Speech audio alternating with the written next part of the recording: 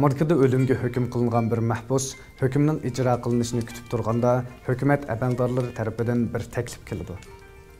Bir tecrübe üçün ölüm cezasının darğı isilip emas, belki zəhərlik asma okul bilen uxultup durup icra kılındığanlığını ve bunun bedeliga ailesiga köp miqdarda iqtisadi yardım kılındığanlığını bayan kıldı.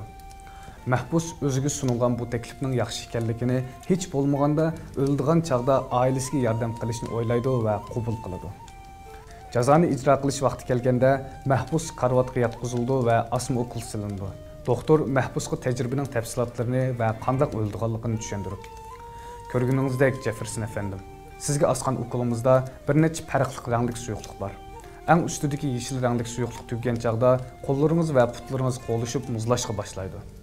O'ttirdagi ko'k suyuqlik tugaganda bilaklarınız ve yo'ti taraflarınız qo'lishib muzlaydi.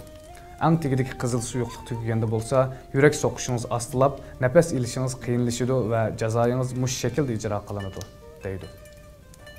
Hem iş tamamen doktorun digindek boludu. Aval qo'llari ve putları, keyin bilak ve yo'tilari qo'lishidi. En ahırda yürek soqishdan to'xtaydi ve mahbus ölüdü. Tecrübe ilip berilgan mahbusning ölüm sebebi bolsa, yürek kesili sebebinden dep diagnoz qo'yildi.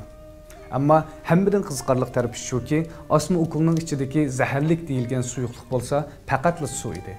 İşenç bilen o'z-o'zini o'ldirgan kishi yana shu ishonch bilan qayta tug'ila oladi.